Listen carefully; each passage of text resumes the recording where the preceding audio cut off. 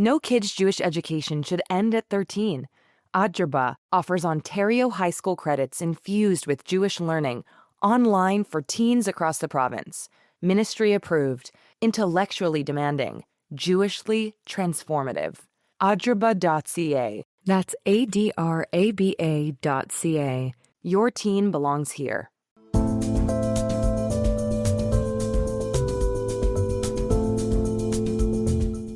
Last week, Israel's Supreme Court ordered the government to complete long-delayed renovations to Robinson's Arch, which is an egalitarian prayer section at the Western Wall. It's officially where non-Orthodox Jews, including women, can pray together and read from a Torah scroll. Maybe you've been there for a bat mitzvah or some other non-Orthodox egalitarian service. But what began as a ruling about construction permits has quickly become something bigger.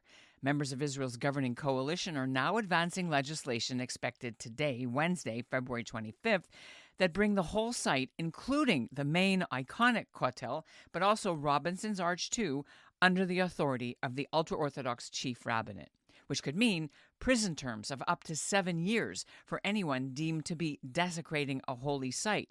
And observers fear the new proposal will reshape who controls prayer at Judaism's holiest place. For many Jews outside of Israel, this raises a deeper question. Where does that leave millions of Jews who are not Orthodox and worship differently? I don't want the listeners to say to themselves, oh my God, she's talking about the rights of a couple of women to bring a Torah to the Western Wall when we might have a war with Iran any day, okay? My sermon today is to see the bigger picture, that what we're talking about here is, a terrifying move in Israel that the Women of the Wall is one part of, which is a move towards intolerance, towards fundamentalism, towards the loss and the lack of rights that we fought so hard for.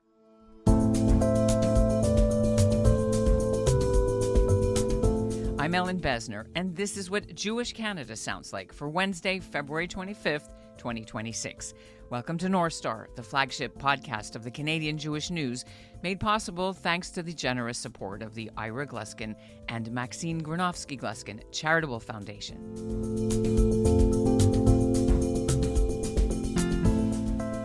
The Supreme Court's ruling was handed down February 19th after Women of the Wall and representatives of conservative and Reform Jews argued there was no reason for the Israeli government and the city of Jerusalem to keep delaying for years their pledge to fix a wooden platform at Robinson's Arch that had been damaged when parts of the ancient stones collapsed, but also to upgrade the whole area and make the site accessible for disabled people.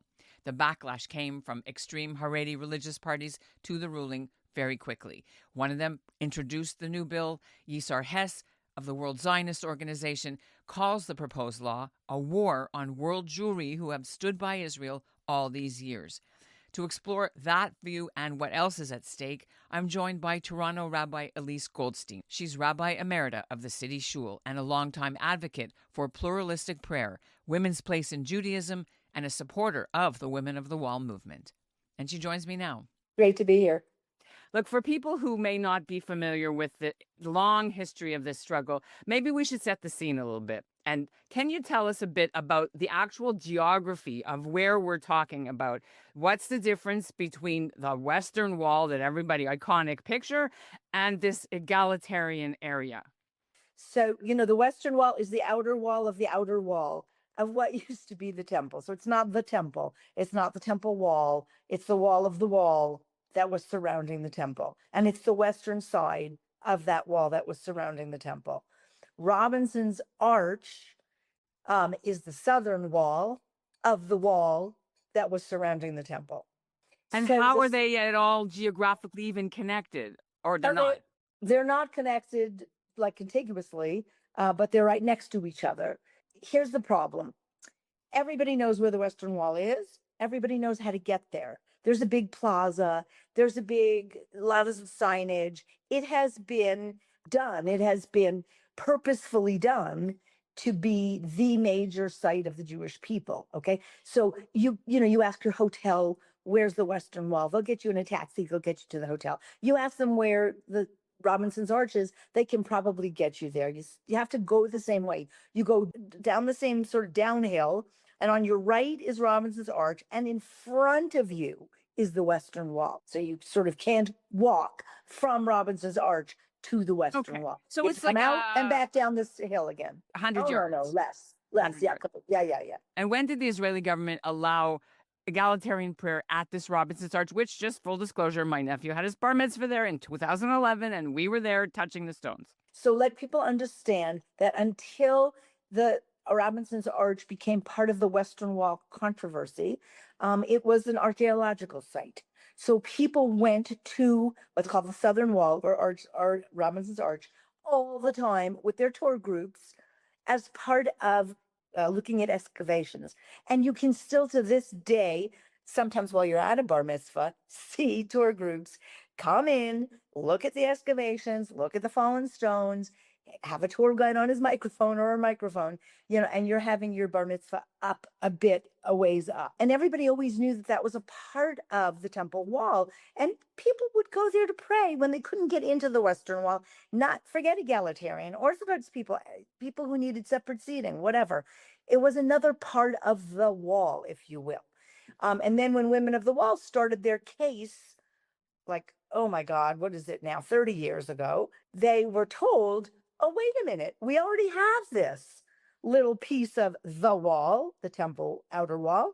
Why don't we just turn that into an egalitarian plaza? That never happened, of course. That was promised. It looks exactly the same as it looked 30 years ago if you go there today. Now, if you go there today, you can go and have your egalitarian bar mitzvah. You can go and have your egalitarian prayer. Nobody bothers you, right? But you're not at the Western Wall, right? And what's the big deal of not being at the Western Wall is that the Western Wall has been determined to be, the primary spot of sanctity and holiness for the Jewish people. It's our, if you will, communal memory of the temple. So if you say to people, oh, we're having a big event, for example, the IDF used to get sworn in, at the West, not at Robinson's Arch, but at the Western Wall. Hanukkah is done at the Western Wall. Tisha B'Av is done at the Western Wall. Robinson's Arch will always appear to be in the Jewish psyche, the poorer cousin. You personally have been to the Western Wall area to worship and joined the Women of the Wall. Can you describe what the controversies were? What were the risks? And also what spiritual feeling you personally got by being there with women, with praying in a big group? That's a very hard question because when I lived in Jerusalem for a year, I went every month and every month was different. So there could be one month where nobody hassled us. We had a beautiful service. It was very meaningful. The sound of women's voices together, being at the wall together, was fantastic. And there were other months in which it was a protest. We didn't want to turn it into a protest. We only wanted to pray. But the guards of the Western Wall or other worshipers turned it into a protest. So there were months when there'd be a megaphone on the men's side so that they would drown us out. There were months when we got things thrown at us. We got a chair thrown at us once when I was there. There were months when they would bus in yeshiva boys, and then they started to bus in yeshiva girls to form a line, a human line, as we were walking from the plaza down to the women's section, to form a human line of screaming and yelling and tossing things and spitting. So spiritual, not always. But look, it's all part of a much bigger picture. And I think it's very important to the listeners that we set up the bigger picture, which is what is the Israel we want? And what is the Jewish nature of the Israel we want? So going to the Western Wall should be a spiritual, pleasant, beautiful, enriching experience. It should not be a struggle each and every Rosh Chodesh, wondering what is going to meet me this month. Am I going to go and be called an Amalek, which is usually what happens around Purim, that kids are screaming Amalek at us. And for listeners who are not familiar, Amalek is the mortal enemy of the Jewish people. Yeah. The Hitlers, the Hamans. Yeah. So of course around Purim, that's perfect, So women would come into the women's section with big placards and surround us, And this is only because what are the rules right now, before we get into what the legal decision was, what are the actual rules right now governing the iconic part of the wall for women? So I wish I could be clear with you about it. But as I told you, every month is different. And it seems to be up to the guard of the day whether or not a Torah can come in. So the rule on the books is that the Western Wall is the site for all people. By the way, non-Jewish groups go to the Western Wall all the time. So I could be at praying with Women of the Wall or just praying by myself, and an entire group of Christian evangelical women. Ambassador Mike Huckabee could be there. Fine. Oh, let's talk about the women's side. An entire group of evangelical women praying things that I wouldn't think were Jewishly appropriate. Okay. And but I can't put on my talit because that's not Jewishly appropriate. So the way the Western Wall is set up is it used to be an archaeological site. So there were no religious rules, right? And then the ministry, the government turned it into a religious site. And that was, of course, I think, politically, we think, to keep Women of the Wall from doing what they wanted to do, which was have a women's minyan at the Western Wall every month on Rosh With a Hashanah. Torah. With the way we pray, which is Talis, Tefillin, Torah, the 3 T's. I'm sure this is still true. The men, there's like a whole repository, right? Like they store the Torahs. 100 Torahs. They have 100 Torahs for the men, but women Correct. aren't allowed to have any of those or bring Correct. any in.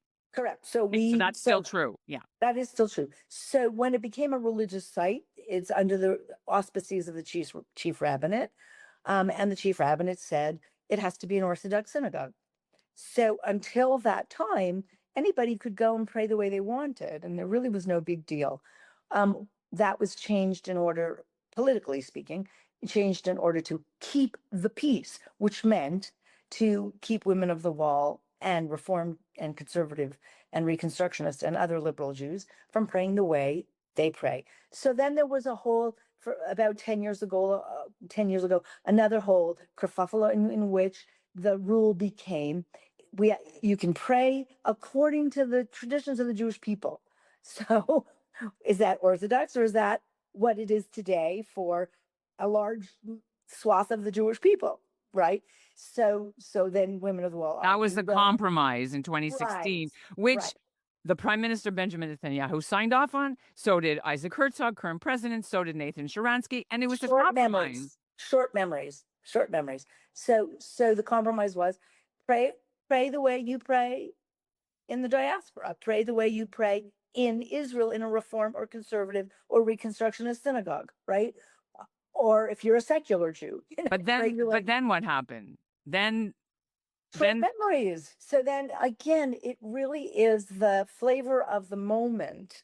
Either the guards who now consistently arrest Women of the Wall or don't let the Torah in, and I can tell you I've been there many times since the year I lived there, and I've brought Torah groups there, and I bring the women of the Torah groups, and I also bring the men of the Torah groups to witness. It's important to have witnesses to the event. So the men stand behind, where they stand behind the women's section in the plaza, but they can see everything. So often those men will bring the Torah and then try and pass it over. They won't try and get it through the plaza guards, right? Which, by the way, I can tell you that, I don't know how many years ago, I'm going to guess 10, but maybe it's more. There wasn't this gender separated entrance, right? You could all go in at the same door, or same security. But now it's gender separated. So what happens sometimes when Women of the Wall on Rosh Chodesh is groups of hundreds and hundreds and hundreds of yeshiva girls would be bussed in from outlying communities to clog up the women's entrance. So we couldn't even get in, So yeah, it's a bit of a show. It's a bit of a field trip, for bored yeshiva kids. It's a kind of a, let's go and see what we can provocate. And then what happens is Women of the Wall is blamed for provocation. Well, they just arrested 2 of your colleagues. and they said they were blocking the obstructing the entrance.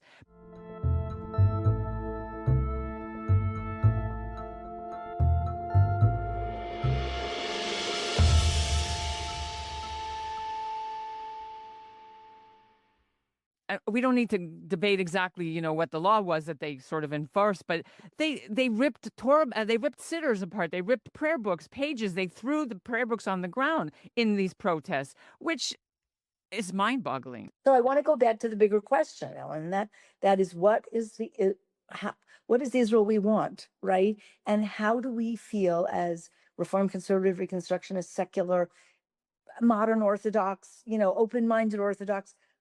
How do we feel when this is so problematic and so traumatic, when it seems like such a small issue to just let Jews pray the way Jews pray?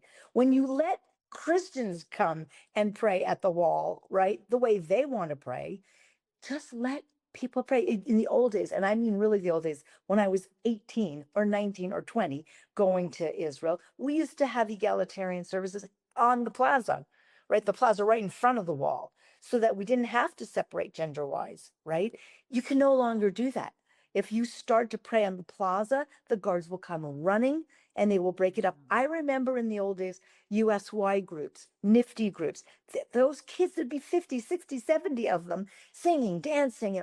You can try, and again, depending on the day, depending on the guards, depending on the mood, okay, you can be prohibited from doing that. There could be a mass, Haredi, it could be dangerous, So look, I want to go back to the big question, which is, we are debating this now 30 years, okay? It is part of the move in Israel towards the right, the move in Israel towards fundamentalism, the move in Israel towards Israel turning into a theocracy or a theocratic state. That is terrifying to a lot of us. And now to be having this conversation with you, looking at, what happened on October 7th, what happened since October 7th, the amount of deaths from the Israeli side and in Gaza too, the amount of innocent people who have lost their lives in this conflict in the last 2 years. It is almost sacrilegious, if you'll let me use that word, to have this conversation about women reading Torah at a wall of an ancient temple, okay? It is almost sacrilegious in the face of the last 2 years and the trauma of both the Israeli and the Palestinian people. It feels like, isn't there something way bigger that we have to talk about, which is what is happening to our beloved Israel, okay? Isn't there a larger question? But this is a very big but. I want the listeners to really think about how much issues of women's rights and LGBTQ rights and minority rights are shoved under the rug when there are bigger fish to fry, bigger issues, okay? The bigger issue here is what is happening to our beloved country, okay? That's the bigger overarching issue. The smaller issues underneath that is what is happening to Israeli-Palestinian relationships? What is happening in the West Bank? What is happening to women's rights? What is happening in the IDF for women? What is happening in the country that is so complicated right now? It is complicated by the move to the right, which we are watching with our own two eyes, and which this issue of women bringing a Torah to the wall is a small piece of. I don't want to sweep it under the rug and say there's bigger issues, but I want us to see it in its totality. I don't want the listeners to say to themselves, oh my God, she's talking about the rights of a couple of women to bring a Torah to the Western Wall when we might have a war with Iran any day, okay? My sermon today is to see the bigger picture, that what we're talking about here is, a terrifying move in Israel that the Women of the Wall is one part of, which is a move towards intolerance, towards fundamentalism, towards the loss and the lack of rights that we fought so hard for at the beginning, the middle, and still today. I remember reading an essay that you wrote about, this is years ago, why you stopped fasting on Tisha B'Av, on Yeah. the destruction of the Temple Memorial Day in the Jewish calendar, because you said we should be learning a lesson that the temple was destroyed because Jews were fighting against each other, sinat chinam, it's called in Hebrew, versus living a gracious and kind life towards each other, gemilut chasadim. How does that framework apply today to the court ruling and the arrests and the latest bill, which this Knesset now wants to do? I mean, they'd even put you in prison for 7 years. That is the bigger issue. And the bigger issue is, as long as we're fighting for this, what people think is a small issue, people need to see that there's ripple effects and wave effects, right? And the rights of women is the rights of Palestinians, is the rights of LGBTQ, is the rights of non-Orthodox Jews, is, I could just go on, but just any group that isn't in the majority right now. So right now we have West Bank issues, we have Gaza issues, we have, it's easy to say, let a few women suffer so that the bigger issue can be dealt with, right? But it's all part of the bigger issue, which is what is happening to our democratic Israel, our democratic, Jewishly valued, a country that lives on Jewish values. Okay, what is happening to it? And that is what we should be worried about. The court ruling itself wasn't about this whole bigger picture. It was about a construction permit that should have been this wooden platform where Years ago. a wall fell, a stone fell on it in the egalitarian part, right? Damaged the wood, so you can't actually go up and touch the stones now in the Robinson's Arch area. So what did the court tell people last week? Go fix it. And you got 90 days. They didn't weigh in on the bigger issues that we're talking about. So for you, this court ruling is what? Is it a small battle in a bigger war? Is it a... Yep. It's another indication that the rights that we fought for and thought we won, that the government of Israel and the ruling majority does not take those wins as a given, and we will have to keep fighting and winning them every day, which is ridiculous. And again, that we not let the government or right-wing pundits, right, turn this into it's a couple of unhappy diaspora women, reform, that became a curse when we were there, right? They would scream at us, reformim or reformiot or what, lesbiot, right? Because they can't imagine in a world where people might want to pray the way they pray. The legislation is supposed to be coming back to the Knesset today for passing. You talked about diaspora Jews. Yes. What would the actual practical impact be of this law? It depends on how much diaspora Jews care about continuing to build an Israel that they can love and feel at home in. Okay? And we are war weary, Ellen. Like, there's a lot of diaspora Jews who will be listening to this podcast and saying to themselves, I'm still dealing with the Gaza war and my feelings about Israel and my children's feelings about Israel and my millennial children's feelings about Israel and how we've lost the PR battle and how we've lost the moral battle and how we've lost the moral high ground and all these other really deep and important questions. And people are going to say, I think, oh, a couple of women can't do what they want at the Western Wall. We got this bigger.